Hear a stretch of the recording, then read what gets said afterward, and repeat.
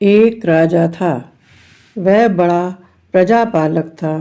हमेशा प्रजा के हित में प्रयत्नशील रहता था। वह इतना कर्मठ था कि अपना सुख, ऐशो आराम सब छोड़कर सारा समय जन कल्याण में ही लगा देता था। यहाँ तक कि जो मोक्ष का साधन है अर्थात भगवत भजन, उसके लिए भी वह समय नहीं निकाल पाता था। एक सुबह राजा वन की तरफ भ्रमण करने के लिए जा रहा था कि उसे एक देव के दर्शन हुए।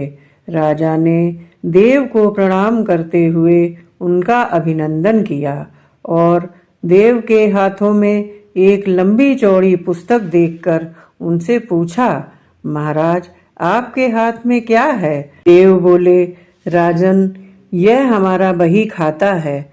इसमें सभी भजन करने वालों के नाम हैं।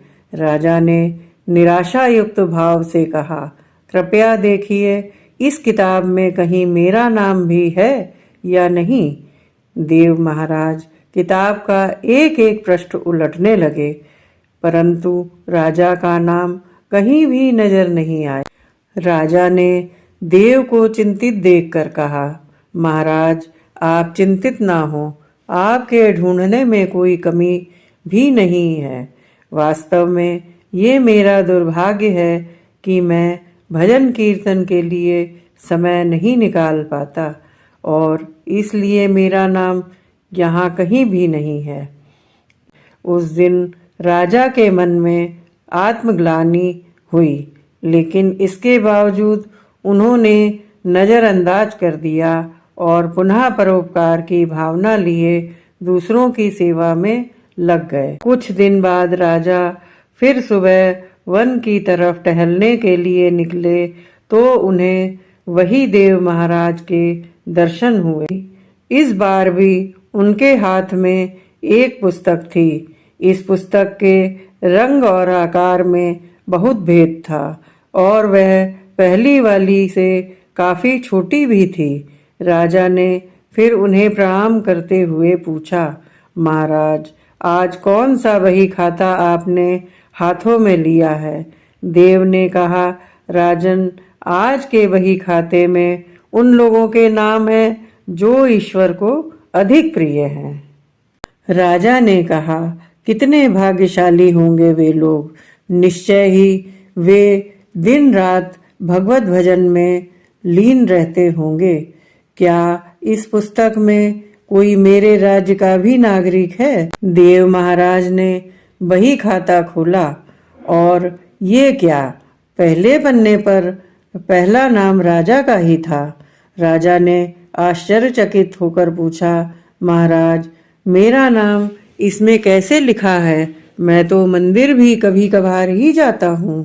देव ने कहा, राजन, इसमें आश्चर्य की क्या बात है? जो लोग निष्काम होकर संसार की सेवा करते हैं, जो लोग संसार के उपकार में अपना जीवन अर्पण करते हैं, जो लोग मुक्ति का लोभ भी त्याग कर प्रभु के निर्बल संतानों की सेवा सहायता में अपना योगदान देते हैं, उन त्यागी महापुरुषों का भजन स्वयं ईश्वर करता है। ए राजन, तू मत पछता कि तू पाठ पूजा नहीं करता।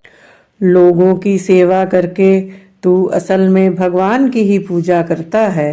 परोपकार और निस्वार्थ लोक सेवा किसी भी उपासना से बढ़कर हैं। राजन, भगवान दीन दयालु है।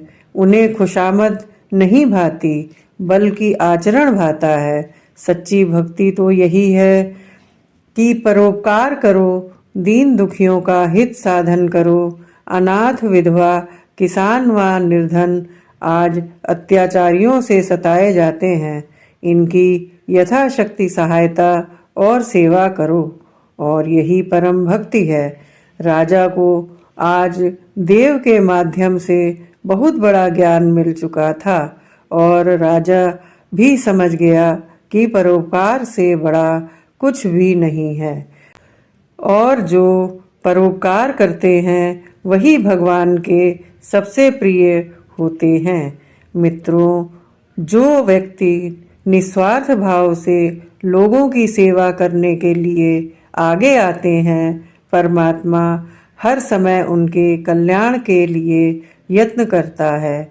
हमारे पूर्वजों ने भी कहा है, परोपकाराय पुण्याय भवति, अर्थात दूसरों के लिए जीना, दूसरों की सेवा ही पूजा समझकर कर्म करना, परोपकार के लिए अपने जीवन को सार्थक बनाना ही सबसे बड़ा पुण्य है। और जब आप भी ऐसा करेंगे तो स्वतः ही आप ईश्वर के प्रिय भक्तों में शामिल हो जाएंगे। अगर आपको मेरा यह वीडियो ज्ञानवर्धक लगा हो तो उसे प्लीज़ सब्सक्राइब और लाइक करना ना भूलें।